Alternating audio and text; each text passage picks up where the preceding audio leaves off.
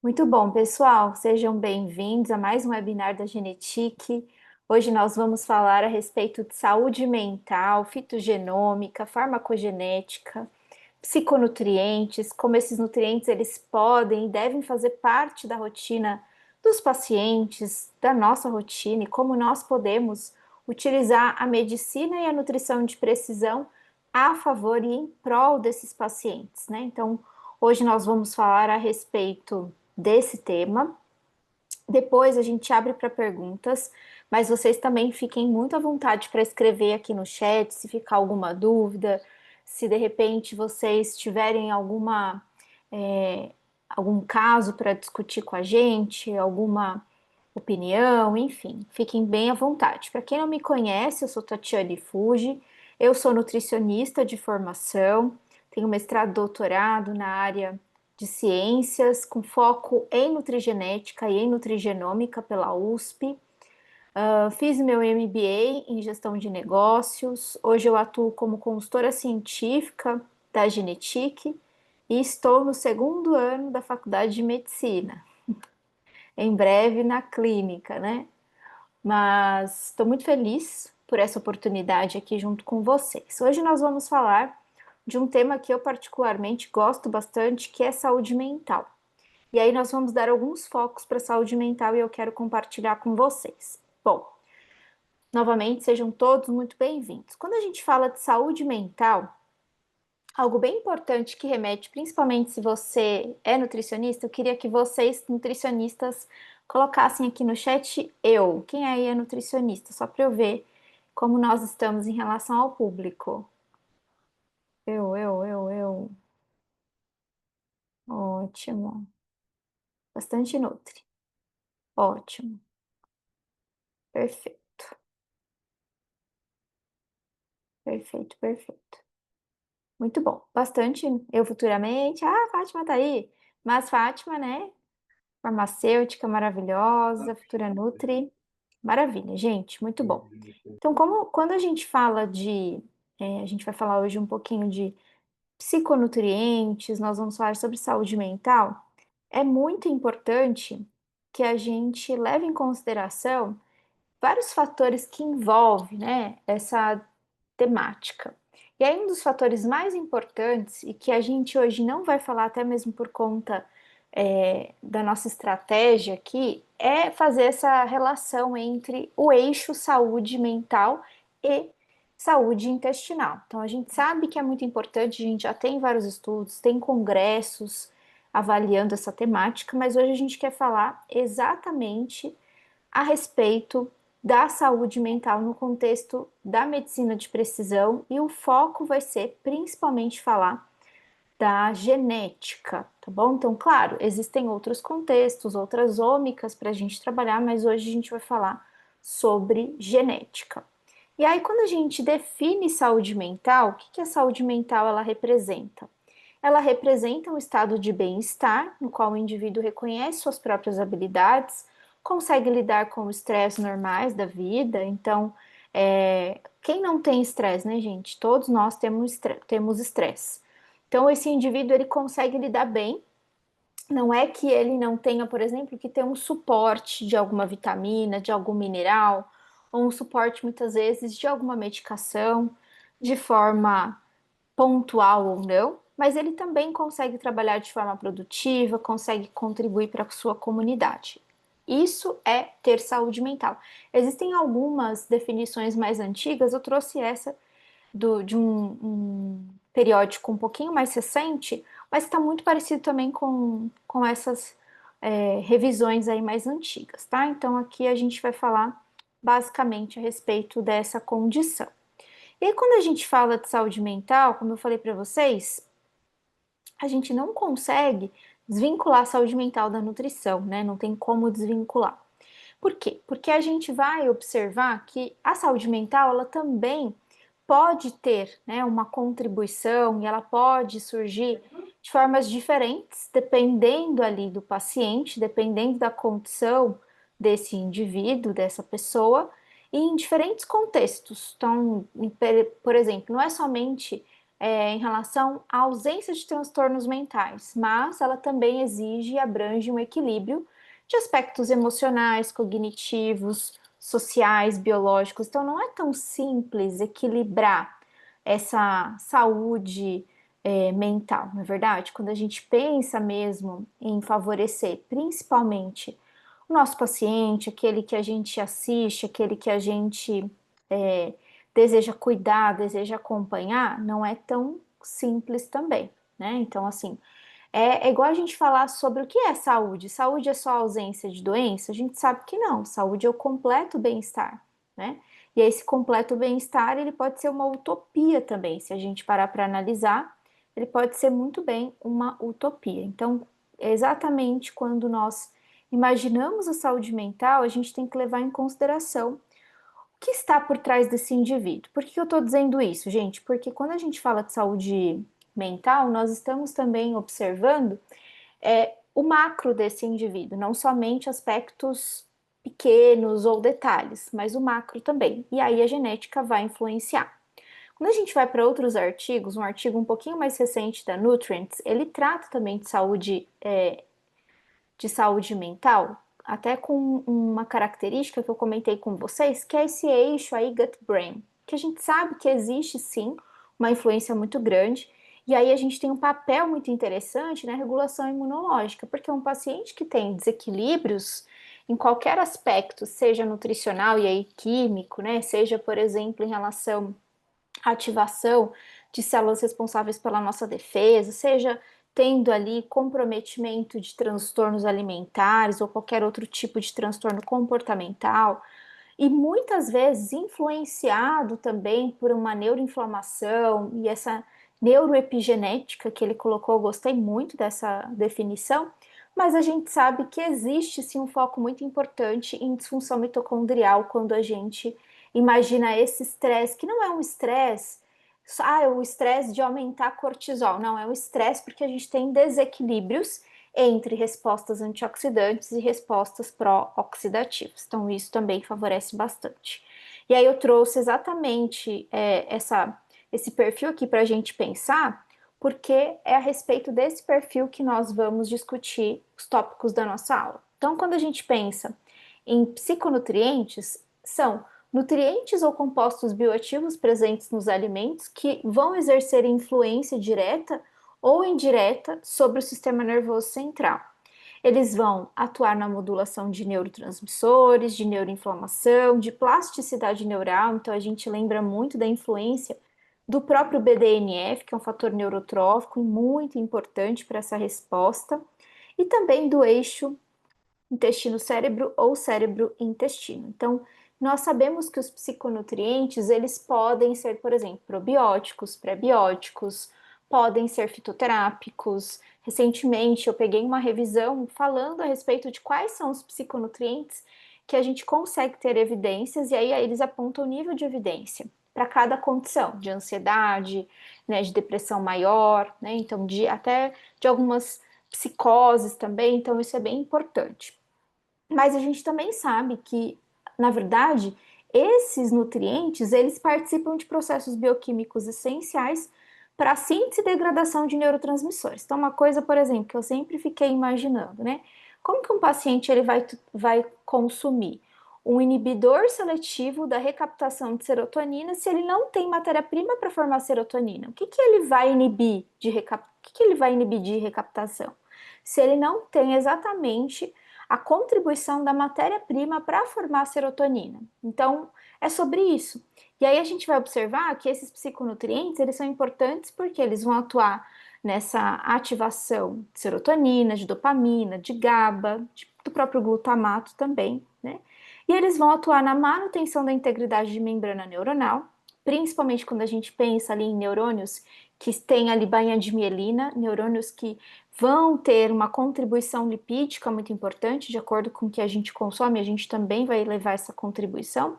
Regulação de estresse oxidativo e de resposta inflamatória. A gente sabe que um cérebro, por exemplo, dentro de uma neurodegeneração, ocorre uma neuroinflamação, e essa neuroinflamação ela não acontece de uma hora para outra. Regiões muito específicas do cérebro são importantes porque elas controlam, por exemplo, o movimento, controlam nossa sensibilidade, por exemplo, a texturas. Então, quando eu tenho um objeto e se eu colocar, por exemplo, a minha mão aqui, tô de olho fechado, colocar minha mão na capinha do celular, eu posso até saber que é a capinha do celular porque eu acabei de fechar o olho e vi que ele estava aqui perto de mim. Mas se eu não fizer um movimento, eu não consigo perceber o relevo aqui desse adesivo que eu coloquei, ou se a capinha é um pouquinho mais áspera. Então, quem faz todo esse controle é o nosso cérebro, em diferentes regiões. Então, imagina só, se falta algum nutriente, se falta algum alimento, se falta ali a contribuição química, controles muito específicos também serão comprometidos, e aí isso pode afetar com certeza o nosso comportamento. Então, fazer a adequação desses psiconutrientes faz toda a diferença, não somente para um paciente, não, só para quem tem algum transtorno, Tati. Não, gente, isso é para todo mundo, porque qualquer um de nós, tendo uma alimentação boa, tendo ali nenhum tipo de contribuição genética em relação, por exemplo, a distúrbios intestinais, nós podemos sim ter uma resposta momentânea de uma baixa absorção de nutrientes, uma desbiose intestinal, uma condição ali específica, por exemplo, de uma infecção, uma gastroenterite. Então, tudo isso é muito, muito importante. E aí a gente começa a identificar também que dentro dessa perspectiva, a gente tem um outro conceito, e depois desses dois conceitos aqui eu quero passar, quero mostrar para vocês algo que eu criei, que depois eu vou compartilhar, que é um mapa mental bem legal, mostrando alguns psiconutrientes, o papel deles em relação à modulação de alguns genes, como esses genes também podem serem modulados a partir deles. Mas eu queria trazer um outro conceito, que é um tópico importante do tema da nossa aula, que é a farmacogenética. A farmacogenética, ela investiga por que certas pessoas respondem bem aos medicamentos e outras têm efeitos colaterais graves ou simplesmente não respondem. Claro, né, gente, tomando a mesma dose. Claro que depende também até mesmo da própria fisiologia do indivíduo. Então, muitas vezes eu tenho ali, de repente, é um fármaco que ele precisa de um ambiente ácido para que ele atue. E aí a pessoa tem um quadro de hipocloridria gástrica. Então, esse fármaco ele não vai atuar de forma adequada. De repente, é um paciente que tem um comprometimento renal. E aí é claro que o fármaco vai ficar impossibilitado de ser excretado adequadamente, isso vai provocar uma intoxicação. Então, além desse comprometimento fisiológico, a gente sabe também que existe um componente importante genético. E aí, quando a gente conhece esse componente, além de identificar todas as características fisiológicas ou fisiopatológicas do indivíduo, a gente também consegue ter a contribuição da genética. Então, a gente une aquilo que ele apresenta nesse momento com aquilo que ele tem o potencial de apresentar. Então, por exemplo, o indivíduo ele já tem uma alteração no metabolismo de cafeína. E aí ele tem a indicação de fazer uso de uma olanzapina, uma clozapina, por exemplo, né, um antipsicótico. E a gente sabe que esse medicamento passa ali pela mesma via que a CYP1A2 da cafeína. E aí não avisaram para ele não sabe que ele tem uma metabolização lenta e ele toma cafezinho o dia todo. Só que com essa medicação, mais esse café, mais a metabolização lenta, a tendência é que essa medicação ela tem uma metabolização lenta, porque a própria enzima está comprometida. Então a enzima ela faz ali o papel dela, só que de forma mais lenta, e isso faz com que a atuação do fármaco ela tem um efeito terapêutico que não é só um efeito terapêutico benéfico, né? Isso vai ser além. Então eu posso ter um quadro mesmo de toxicidade, né, de efeitos adversos. E aí isso é muito grave muitas vezes, porque às vezes não é um paciente que só toma uma medicação, ele toma mais de uma, aí dá outra para tentar melhorar aquela condição e assim compromete muito a vida do paciente. Então imagina só, né? Se eu conseguir identificar aquilo que o meu paciente pode ter em condições de metabolizar, olha que coisa maravilhosa. Ah, Tati, mas eu sou nutricionista, eu não vou prescrever medicação. E isso tá muito certo, viu? Não, somos nutricionistas. A gente prescreve o quê? Alimento, nutrientes encapsulados, nutracêuticos, fitoterápicos.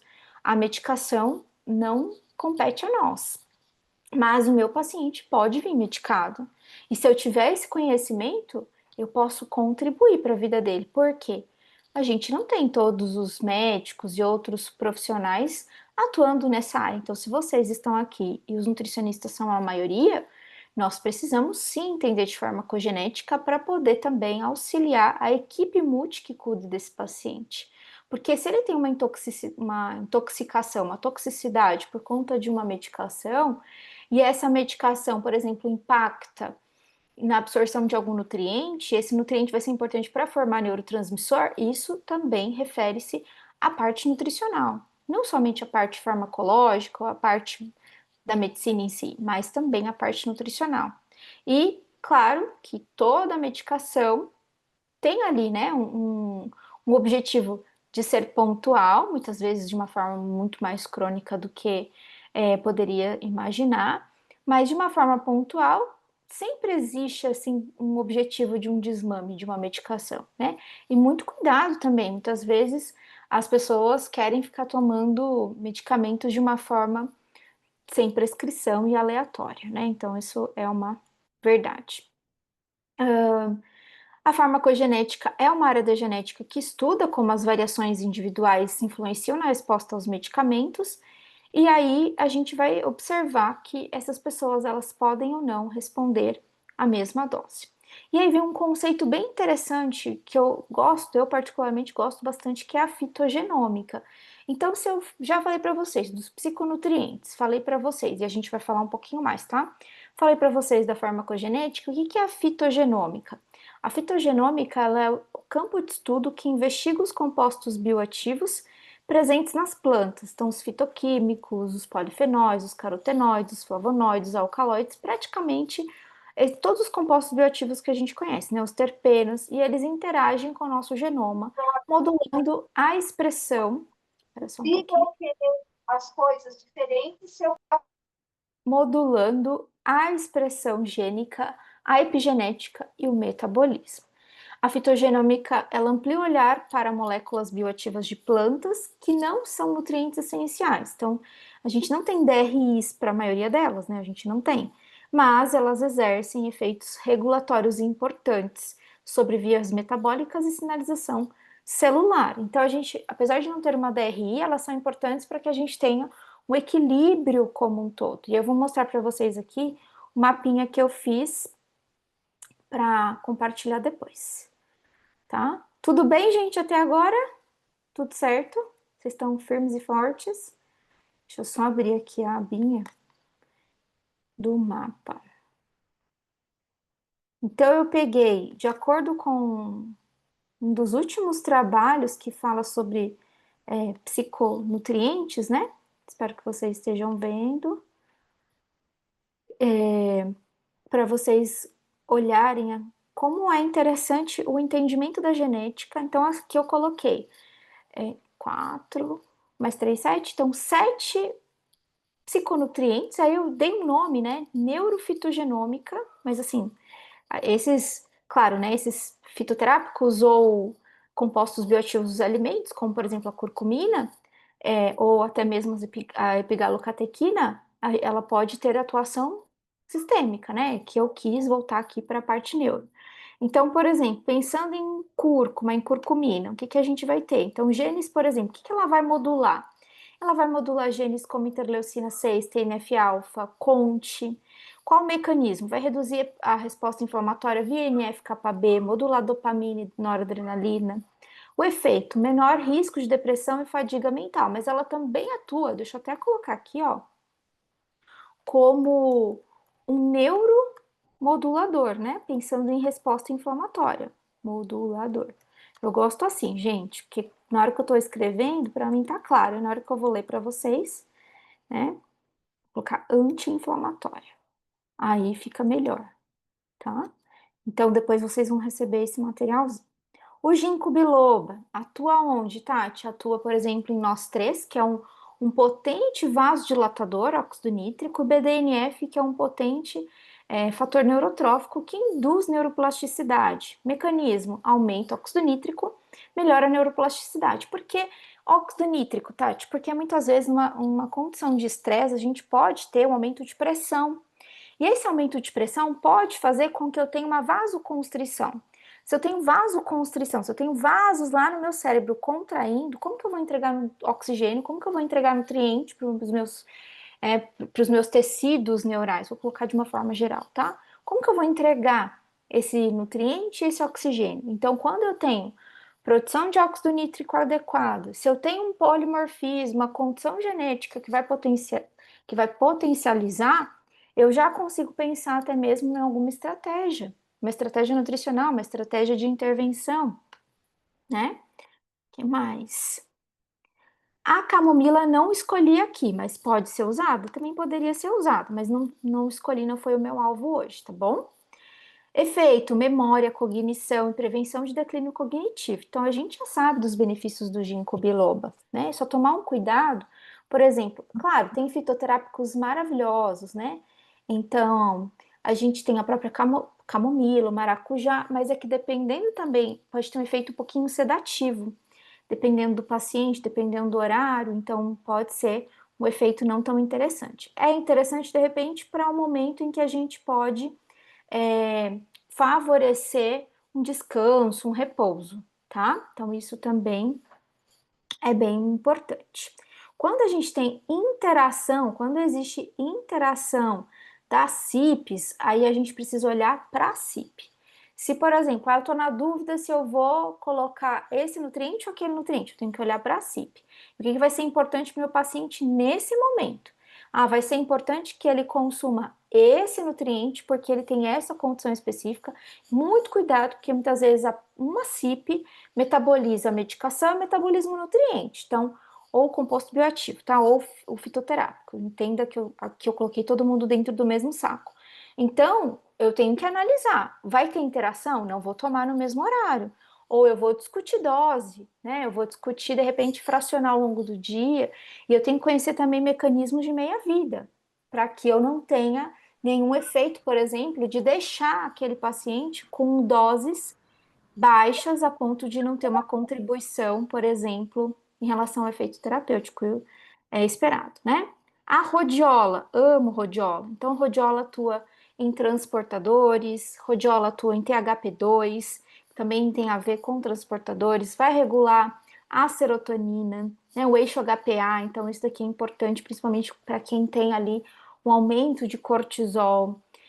Ele também atua, né, na resiliência ao estresse, menos ansiedade, então é um adaptógeno. Gosto bastante de rodiola.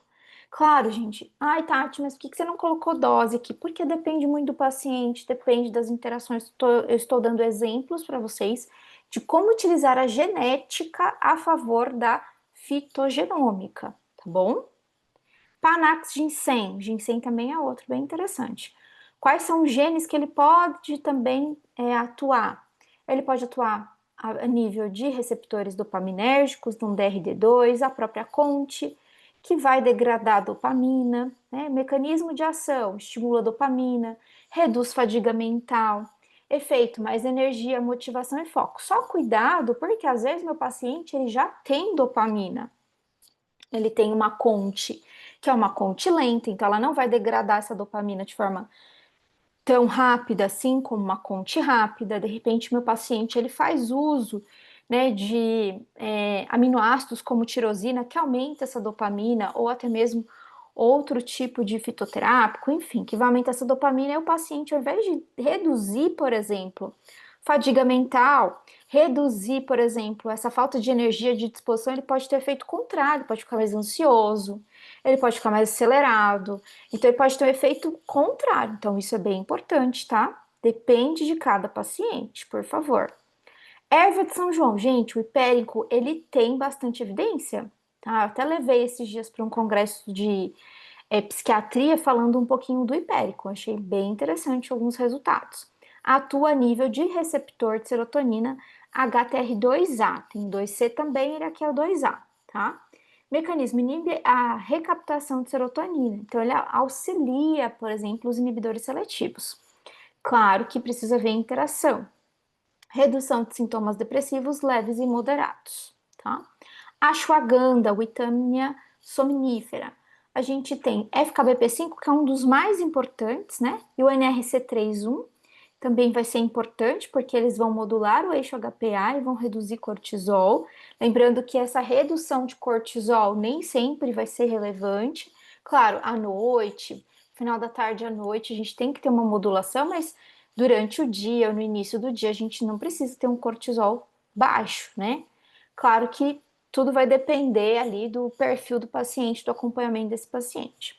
O efeito: ansiedade mais baixa, melhora da qualidade de sono, pode auxiliar. E lembrando, gente, que todos esses nutrientes, compostos bioativos, fitoterápicos, medicamentos, eles passam, se eles são utilizados via oral, eles passam pelo metabolismo de primeira passagem, que é a metabolização hepática. Então, meu fígado tem que estar lindo, tem que estar ótimo, perfeito, tá?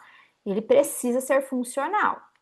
Nós temos também, olha que interessante, FTO, BDNF, monoaminoxidase. Mecanismo: aumento de BDNF, modula dopamina, tem ação antioxidante, proteção cognitiva, melhora da memória e do humor. Chá verde. Cuidado, pacientes que são, por exemplo, hipertensos, que fazem uso de medicação, pode ter um comprometimento, tá? Ou que de repente tenha dificuldade para dormir e vai tomar o chá um pouco antes de dormir, isso vai causar problemas, tá? No sono, na qualidade ali, e aí a gente também precisa ter bastante atenção, tá? Isso, a Adriele falou, é bom anti-inflamatório a camomila, perfeito. CYP1A2 da cafeína, isso mesmo, Joana, CYP1A2 da cafeína, tá? Rhodiola rosa pode ser usada para cortisol alto e também quando está baixo. A gente tem que observar, às vezes tem alguma condição específica, tá, Luciane? Quando o cortisol está muito baixo, tem que investigar um pouquinho mais antes de passar qualquer tipo de fitoterápico. Se você não identificar que faz parte desse eixo HPA, é importante você identificar antes de fazer qualquer tipo de intervenção, tá? Então não é só para o baixo, não, tá? Não é só para o alto, apesar de ser um adaptógeno, eu tenho que olhar a raiz, por que que esse cortisol ele tá tão baixo? Será que eu tenho alguma condição hormonal ali importante? Será que eu tenho eu estou suprimindo esse eixo? Tem que observar, ver se tem algum comprometimento um pouquinho maior, tá? A Fátima colocou. A questão é a interação fármaco e fármaco-nutriente desses ativos. E isso é uma questão muito importante, né? A gente tem que levar em consideração, principalmente porque, pensando em metabolização e o assunto genética, a metabolização de cada indivíduo vai ser diferente, certo? Depois eu compartilho então esse material com vocês. Vamos voltar lá para os slides. E aí a gente tem um conceito-chave, né, quando a gente pensa nessa metabolização. Porque a gente vai pensar na resposta aos medicamentos, a gente vai pensar nos fitoterápicos, e isso vai depender de como que está a absorção desse indivíduo. Como que é a capacidade de absorção? Como que é a integridade de barreira? Como que estão as vilosidades? Será que é um indivíduo que tem atrofia de epitélio? Como que está a distribuição desse fitoterápico, desse nutriente, desse medicamento? Será que ele consegue ter uma boa distribuição? Será que ele tem uma metabolização adequada no sentido, né, da CIPs, aqui a CIP já estão aqui falando de metabolização, mas será que essa distribuição ela é compatível, por exemplo, com os efeitos esperados daquela condição, daquele consumo? E a própria metabolização e a excreção. Será que ele está conseguindo fazer uma excreção adequada, né, desses metabólitos? Ou será que eu tenho ali um risco de toxicidade por conta, por exemplo, o paciente ele é um paciente renal e ele faz uso, por exemplo, de uma medicação ou de um fitoterápico que é nefrotóxico em altas doses ou por muito tempo. Tem que avisar também, porque às vezes tem paciente, né, que faz consulta contigo lá em janeiro. Em dezembro ele ainda está tomando a mesma fórmula, né? Então, assim, muito cuidado, porque isso vai trazer respostas importantes. Então, dentro da neurofitogenômica, eu coloquei aqui também de uma forma mais e aí a gente vai ter uma contribuição muito grande para a neuroplasticidade, para modulação de neuroinflamação, para melhora de resposta antioxidante, para melhora de recaptação de serotonina. E aí a gente vai pensar, muito cuidado para muita recaptação de serotonina para não dar nenhum tipo de crise serotoninérgica, né? E aí você tem efeito contrário também. Então, eu quero muita serotonina também não é tão interessante assim, tá? Então, tudo isso junto, por isso que quando a gente conhece a genética, a gente consegue ter um pouco mais de precisão, um pouco mais de conhecimento, um pouco mais de direcionamento ao se tratar de um paciente que tem alguma condição clínica dentro do contexto de saúde mental.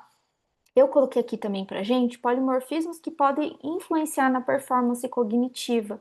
Então, a APOE clássica, né? Alguém aqui conhece seu perfil de APOE, gente? Eu sou E3E3. Vocês aí, alguém conhece? Eu sei que tem várias pipelines aí. Olha só que interessante também esse gene, KIBRA. Esse gene também está associado à consolidação de memória. Olha que legal. Regiões específicas do nosso cérebro responsáveis por consolidar a memória. E é interessante, eu fui até procurar, porque eu fiquei pensando, mas é uma memória de curto prazo, uma memória de longo prazo, né? Então tem efeito, por exemplo, de uma certa amnésia, não tem efeito, ou uma consolidação do conhecimento. Então, por exemplo, hoje vocês estão tendo essa aula. Será que amanhã vocês vão lembrar do que eu falei hoje? Sabe assim? Mas eu não consegui ainda definir. Então, ele fala de uma forma geral a consolidação da memória. Então, isso é importante, porque às vezes a gente tem uma memória e aí tem umas nomenclaturas específicas, mas a gente tem uma memória, por exemplo, dirigir, é uma memória. Andar de bicicleta, mas é uma memória meio que automática. Você entra no carro, você sabe o que você tem que fazer. Se você tiver que entrar naquela rua, você dá seta, né? Tem gente que não dá seta, mas tem que dar seta, gente. E aí isso é importante. Eu vou andar de bicicleta. Você não precisa reaprender a andar de bicicleta. Pega uma pessoa, por exemplo, que sofreu um acidente e perdeu a memória. Mas ela, quando ela sobe na bicicleta, ela lembra como que anda. Mesmo que ela não se lembre, por exemplo, eu não lembro se eu tive uma bicicleta rosa na infância, né? Mas ela sabe, porque está muito associado a um conhecimento, uma memória ali que não demanda emoções, né? Que não demanda nenhum tipo de racionalidade, meio que no automático, né? E aí vocês estão respondendo sobre a apoea. E3 é 3, E3 é 3, E4, E4 é 4, é. Eu também tenho uma paciente E4 é 4.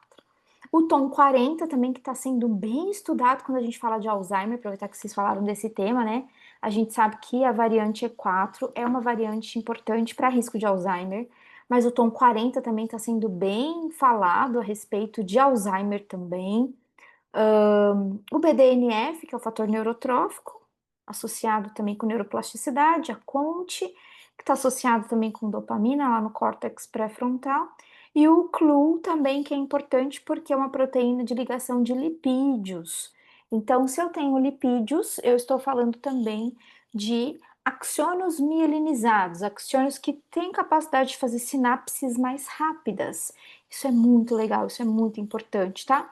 Por quê? A maioria das nossas sinapses, elas são químicas. A gente tem muito mais sinapses químicas do que sinapses elétricas. Imagina só eu tendo que ativar uma sinapse para falar isso que eu estou falando para vocês. Então imagina o meu neurônio despolarizando para emitir uma resposta. Primeiro eu tenho que abrir canal de sódio, ou eu tenho que abrir canais de potássio, eu tenho que fazer uma despolarização. Gente, ia demorar muito para falar. Então, nós temos muito mais respostas químicas. Por isso que quando falta um nutriente, quando falta um composto bioativo, quando tem falta química, o corpo logo percebe. Por isso que em momentos de estresse, pessoas que dormem pouco, que dormem às vezes nem dorme pouco, mas tem uma noite de sono ruim, né? Vai fazer aquele exame da polissonografia, ela não consegue passar pelas ondas certinhas de intensidade de sono, não REM, volta, não consegue fazer tudo isso acontecer. Então, ela não tem, inclusive, tem comprometimento de consolidação do conhecimento. Então, são muitas condições importantes para a gente pensar e o cérebro, uma caixinha de surpresas, né? Algo que é importante, que eu vejo muito também aqui na prática, é o papel das vitaminas de complexo B em relação à saúde mental. Então, vitamina B6, super importante. Coloquei aqui de uma forma bem conceitual mesmo, tá? Porque às vezes a gente olha e fala assim, Tati, mas que são esses números? Eu tô começando agora. Calma, é como se fosse o CPF do gene, tá? Desse polimorfismo que a gente chama. Então, por exemplo, a LPL, ela codifica uma fosfatase alcalina que pode influenciar na ativação de B6. E a B6 é importante para formar GABA, para formar serotonina, para formar dopamina, tá? O CBS, que é uma beta-cistationina, envolvido no metabolismo de homocisteína, também pode, né, prejudicar a cognição. Existem polimorfismos, existem mutações que também podem prejudicar a cognição. Metabolismo do ácido fólico, da metilação, MTHFR, super importante para ativar o metilfolato. MTR, MTRR, importantes também para a vitamina B12.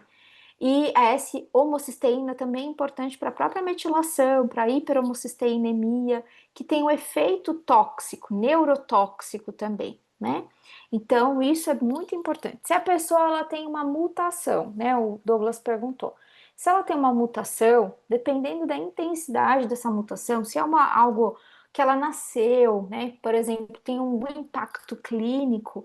Claro que a gente não consegue mudar a nossa genética, algo que é muito importante. Se o paciente ele nasceu com uma condição, ele não vai conseguir mudar aquela condição de predisposição.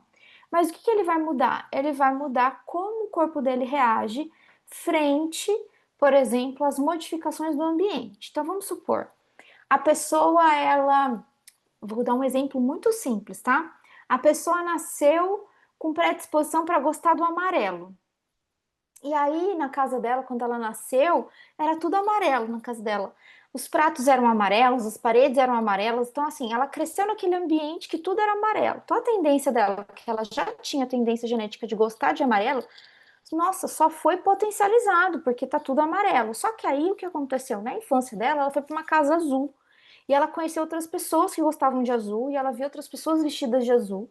Então, mesmo que ela tenha tendência do amarelo, quando ela se expõe a um ambiente diferente, e aqui eu não estou falando se um é melhor do que o outro, mas vamos supor que o azul tivesse simbolizando uma característica de saúde, ela começou a se expor. Então ela falou assim: nossa, o amarelo é legal, mas o azul, hein?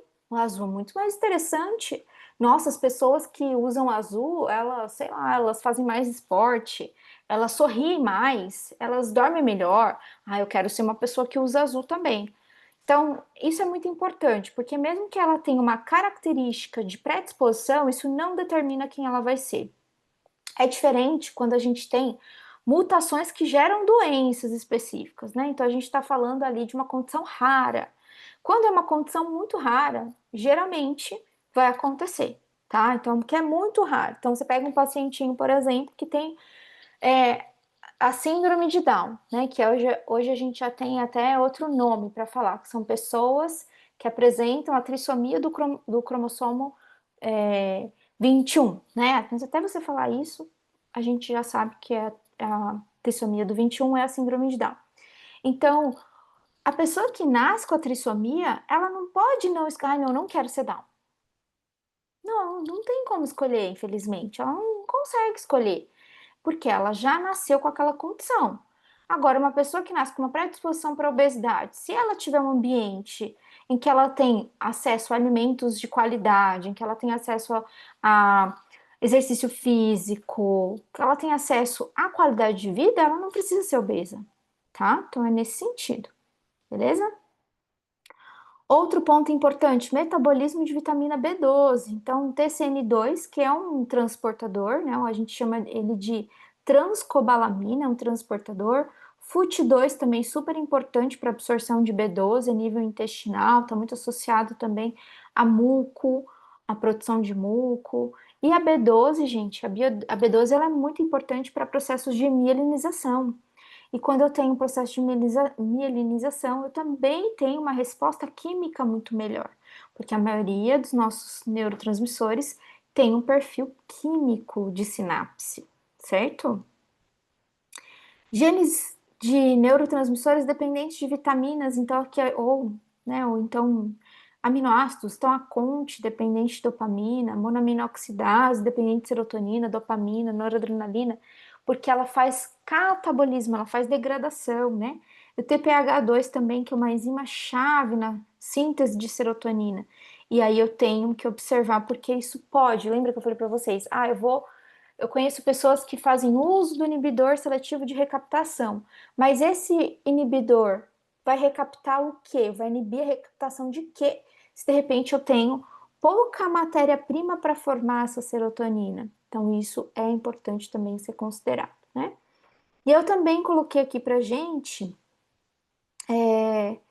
alguns polimorfismos associados com medicamentos. Então, por exemplo, CYP2C19, que está associado, por exemplo, com estalopram, sertralina, que são inibidores seletivos da recaptação de serotonina. A CYP1A2, que também é importante para a olanzapina, clozapina também. Então, um paciente que toma olanzapina, clozapina, tem que ficar mais atento com o consumo de cafeína. DRD2 ou DRD3 também, alguns antipsicóticos são importantes, então posso aumentar sintomas é, positivos, né? Então a pessoa ela fica com sintomas positivos mais exacerbados, ou ela fica com sintomas negativos mais exacerbados, então ela passa de uma pessoa muito ali explosiva, sem paciência, enfim, né, uma pessoa agitada, uma pessoa mais melancólica, uma pessoa mais depressiva, uma pessoa mais triste. Então depende de cada perfil do paciente. Os receptores de serotonina, né? Então aqui a gente tem HTR2A e 2C. Então, os dois que são importantes também, porque a gente também tem ali autorreceptores importantes, né? Que podem estar associados, por exemplo, ao HTR2C, tem algumas medicações específicas que vão atuar no HTR2C, mas ele também está associado com ganho de peso, com maior índice de massa corporal. E aí vai ser importante fazer o quê? Ajustes de dieta, ajuste de estilo de vida. ABCB1, então glicoproteína, que também vai ser uma proteína importante de resposta. A gente vai ter, dentro desse conceito de farmacogenética, a gente tem tanto as CIPs que vão fazer a metabolização, quanto também genes de resposta, como ABCB1 é um gene de resposta, MTHFR é um gene de resposta, né? DRD2, DRD3 são genes de resposta, porque eu não estou falando de uma metabolização, ou seja, eu não pego aquele fármaco e metabolizo aquele fármaco, né? Eu não tenho ali a, a necessidade ou a intenção ali de fazer uma metabolização dele, sim, simplesmente favorecer a entrada dele na célula, favorecer a absorção, favorecer a própria biodisponibilidade, tá? Então, isso também é bem importante. E a gente consegue ter, então, tudo isso sendo contemplado num perfil genético. Então, resumindo, nós falamos de neurofitogenômica, com alguns nutrientes, compostos bioativos e também alguns fitoterápicos que são importantes. Falamos também de performance cognitiva, quando nós comentamos a respeito de ApoE, de TOM40, que são genes importantes que vão desempenhar um papel relevante quando a gente pensa em memória, por exemplo, quando a gente pensa em concentração, em foco, né? Performance cognitiva. Então, a gente tem alguns estudos, por exemplo, um pouquinho até mais antigo, mas que eles conseguiram mostrar que uma dieta do Mediterrâneo associada com uma dieta DASH, que eles chamaram de dieta Mind, eles tiveram sim uma resposta cognitiva de foco de concentração muito melhor nos pacientes. Então, que tem, por exemplo, a presença do alelo E4, e isso foi muito importante. E muito decisivo também para as tomadas de decisão, tomadas de conduta, principalmente quando a gente pensa em declínio cognitivo. Então, quando a pessoa ela começa com declínio cognitivo, lá com seus 60, 70 anos, isso já começou há muito tempo atrás. E aí isso pode gerar um comprometimento a longo prazo. Mas se eu tiver a intenção de entender e fazer alguma intervenção antes, melhor, né? As vitaminas de complexo B, que também nós falamos, ó, a Yasmin falou, sim, li esse estudo muito bacana, bem legal, né? Bem interessante. Psicofarmacogenética, também nós falamos aqui um pouquinho, claro, a gente dentro da psicofarmacogenética tem muita coisa a mais para falar, né? como o foco também é fazer essa análise da saúde mental, mas também focando um pouquinho mais em nutrientes, em compostos bioativos, eu decidi então falar um pouquinho mais dessa fitogenômica, tá? O Douglas comentou que tem 7 alterações genéticas que são, né, que exercem, ele colocou simbiose, ou seja, que reforça aquilo que ele apresenta, e não sabe como lidar com isso porque a literatura ainda é escassa. Aí depende da alteração, realmente. E por que que vai ser escassa? Porque dependendo da alteração, é raro, tá? Então, realmente, você não vai ter, assim, uma abrangência tão grande, porque é raro mesmo, tá? E aí vai depender dos pacientes terem essas alterações para ter estudo, né? Mas aqui a gente está falando de uma condição que é uma condição mais abrangente, então, que é muito comum das pessoas terem, que são os polimorfismos, que é muito comum de nós pegarmos no nosso consultório. Quem aqui trabalha já com nutrigenética no consultório, gente? Com os testes genéticos. Deixa eu ver aqui, quem já trabalha? Coloca aí nos comentários, ó, no chat. Acho que várias pessoas, né? Karine, Lu, Mari, Letícia, externo, não sei quem que é o externo, Stephanie, Fátima. Então, várias pessoas já trabalham e é exatamente isso. Quando a gente olha para o perfil genético, a gente consegue ter um direcionamento com mais precisão, um direcionamento com mais raciocínio lógico, no sentido de priorizar aquilo que o paciente ele apresenta, e não ficar naquele jogo de erros e tentativas, sabe? Ah, eu vou tentar isso para ver se é aquilo, eu vou tentar aquilo outro para ver se é aquilo outro, né? A gente para de ficar assim, tentando, né? Ó, Karine falou, genética é o futuro. Vou só fazer uma pequena correção, né? Genética já é o presente, né? O presente. Ah, o futuro porque as pessoas estão conhecendo mais, ok. Mas ela já é o nosso presente, não é mesmo? Porque se vocês já praticam, já faz parte do presente de vocês. E aí eu quero trazer uma novidade, gente. A partir de outubro, nós da Genetic vamos disponibilizar para vocês um teste genético chamado Genobrain. O que é o Genobrain? O Genobrain ele vai conter principalmente esses 4 tópicos que nós comentamos aqui durante a aula. Então, ele vai ter o tópico de neurofitogenômica, que é algo bem interessante para a gente conseguir realmente observar essa necessidade do paciente ter ou não aquela condição de responder. Então, ele tem alteração de interleucina 6, ele tem alteração, por exemplo, da CONT. O que eu vou fazer com ele? Como que eu vou administrar, por exemplo, um fitoterápico, um fitonutriente? Vou chamar de fitonutriente, né? A gente também vai ter um eixo falando a respeito de farmacogenética, psicofarmacogenética, né? Não vai ser farmacogenética geral, mas vai ser algo um pouquinho mais focado em psico. Nós vamos também ter eixos falando de complexo B, de vitaminas que vão impactar de uma maneira direta ou indireta a formação e síntese de neurotransmissores, também super importante, e também de declínio cognitivo, memória, né, de performance cognitiva, um eixo que nós chamamos de performance cognitiva. Então, a partir de outubro, então anotem na agenda de vocês que nós vamos trazer o Genobrain, que vai integrar neurociência, farmacogenômica, farmacogenética, para que a gente consiga otimizar a saúde mental, prevenir transtornos. Claro, gente, é muito complexo. Não posso falar que o paciente vai fazer um exame e não vai ter, né? Muito complexo, mas a gente vai ter uma contribuição da genética para melhorar o desempenho cognitivo, para poder orientar nas melhores terapêuticas mais assertivas, com menos efeitos colaterais para esses pacientes e muito mais saúde e qualidade de vida, né? Para todas as idades, Mari. Então não vai ter idade mínima, não. Por quê? Porque a gente tem, claro, né? Com crianças, eu confesso para você que a gente não tem muitos estudos com crianças, tá? Mas é mais na faixa adulta, tá bom? Mais para faixa adulta.